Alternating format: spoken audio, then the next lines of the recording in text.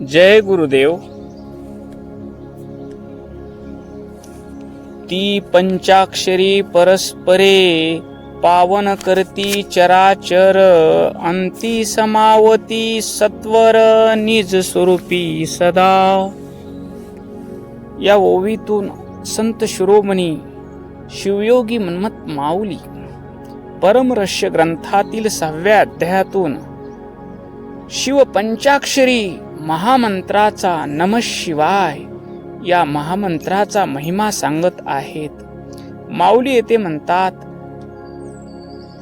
पंचाक्षरी महामंत्राची दिव्य शक्ती त्याचा जप करणाऱ्याला आत्मस्वरूपाची प्राप्ती करून देणारी आहे. नमः शिवाय ही 5 अक्षरे केवळ अक्षरे नसून पंचमहाभूते, पंचक्रिया, पंचप्राण, पंचतन्मात्रा, पंचकर्मेंद्रिय, पंचज्ञानेंद्रिय या सर्वांना शिवरूप करणारी अक्षरे आहेत. या मंत्राच्या स्मरणाने जीवाचं अंतकरण शुद्ध होतं, अहंकार क्षीण होतो आणि चित्तामध्ये शांतता प्रकटते. चराचर पावन म्हणजे सजीव निर्जीव सर्व विश्व या नमः शिवाय पंचाक्षरी महामंत्राने पावन होतं, पवित्र होतं. अंती समावती सत्वर निज स्वरूपी आणि साधकाचं मन शिवस्वरूपात विलीन होतं. मंत्राचा जप करणारा आणि मंत्राचा उच्चार हे तिन्ही शिवरूप करण्याचं सामर्थ्य या मंत्रामध्ये आहे, असं मन्मथ माऊली या ओवीतून सांगतात. हा झाला या मंत्राचा सरळ भाव. आता आपण याचं आध्यात्मिक चिंतन करूया. ही ओवी नामस्मरणाचं, इष्टलिंग पूजा झाल्यानंतर जपाचं, गुरुने दिलेल्या पंचाक्षरी महामंत्राचा जप केल्यानंतर निज स्वरूपाची प्राप्ती होते. हा माऊली आपला अनुभव या ओवीतून सांगत आहेत. ती पंचाक्षरे, येथे पंच अक्षरे म्हणजे ते 5 अक्षरे नाहीत, तर माऊली म्हणतात पृथ्वी, जल, अग्नी, वायू, आकाश या पंचमहाभूतानं बनलेल्या देहाला शिवस्वरूप करणारी ही 5 अक्षरे आहेत. शब्द, स्पर्श, रूप, रस, गंध या पंचतन्मात्रा शिवस्वरूप करणारी आहेत. वाक, पाणी, पाद, उपस्थ, पायू ही पंच कर्मेंद्रिय शिवस्वरूप करणारी आहेत. कान, नाक, डोळे, त्वचा आणि जिव्हा यांचं कार्य शिवरूप करण्याची शक्ती, पंचप्राण शिवस्वरूप करण्याची शक्ती नमः शिवाय या 5 अक्षरामध्ये आहेत.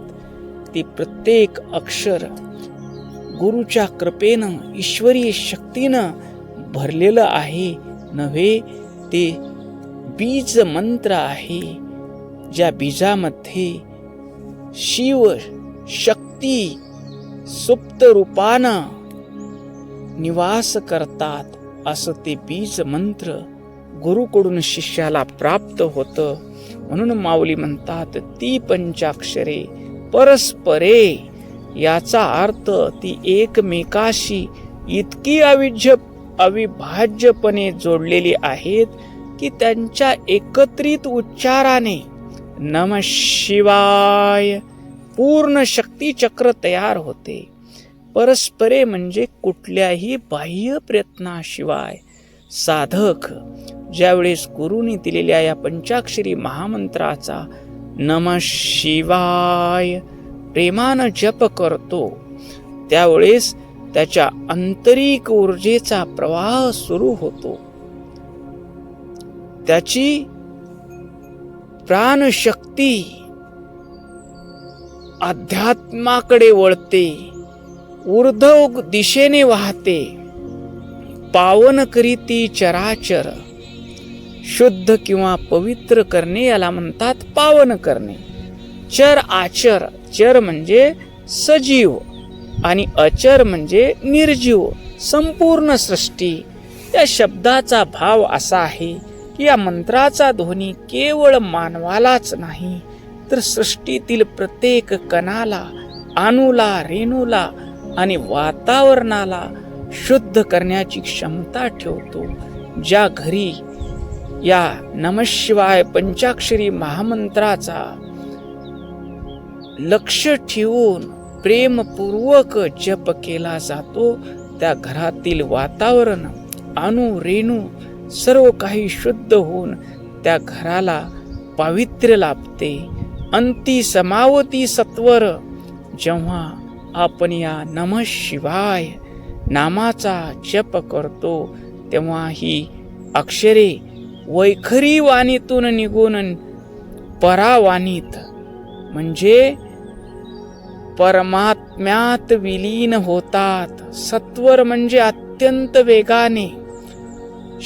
नमः शिवाय, नमः शिवाय, नमः शिवाय, नमः शिवाय, नमः शिवाय म्हणत म्हणत त्याचा अहंकार गळून जातो आणि तो थेट ईश्वरी तत्वाशी जोडला जातो. निज स्वरूपी सदा. निज स्वरूप म्हणजे आपला आत्मा, आपलं चैतन्य, ज्याच्या सत्तेनं डोळे पाहतात, कान ऐकतात, जिव्हा बोलते, रस चाखते, त्वचेंद्रिय स्पर्श सुखाचा अनुभव घेते, ते चैतन्य. निज रूप सदा. सदा म्हणजे निरंतर नाम घेणारा, या पंचाक्षरी महामंत्राचा जप करणारा, बाह्य जगापासून मुक्त होऊन स्वतःच्या आत्मस्वरूपात स्थिर होतो. ही अक्षरे साधकाला मूळ शिव स्वरूपाची ओळख करून देतात नव्हे, त्याला शिव स्वरूपच करतात. इतकं सामर्थ्य या नमःशिवाय पंचाक्षरी महामंत्रात आहेत. ही 5 अक्षरे संपूर्ण विश्वाला पवित्र करणारी आहेत. त्याचा जप करणारा स्वतःही पवित्र होतो आणि ज्या घरात तो जप करतो ते घर मंदिर होतं, पवित्र होतं, पावन होतं. साधक त्याचा जप करता करता त्याचा मीपणा गळून जातो आणि तो त्वरित आपल्या मूळ आत्मस्वरूपात विलीन होतो, जेथे केवळ परम शांती, आनंद, सुख, प्रेम ही दैवी संपदा ज्या ठिकाणी आहे ते संकल्प विकल्प रहित निरीच्छ आमचं शुद्ध चैतन्य स्वरूप, ज्याची प्राप्ती करण्यासाठी ऋषी मुनी जप तप अनुष्ठान करतात. ते केवळ गुरुने दिलेल्या पंचाक्षरी महामंत्रावर आम्ही विश्वास ठेवून जप केल्यानंतर आम्हाला शिवस्वरूपाची प्राप्ती होते, असं अनुभवातून संत शिरोमणी मन्मथ माऊली या ओवीतून सांगतात. ओम शांती शांती शांती.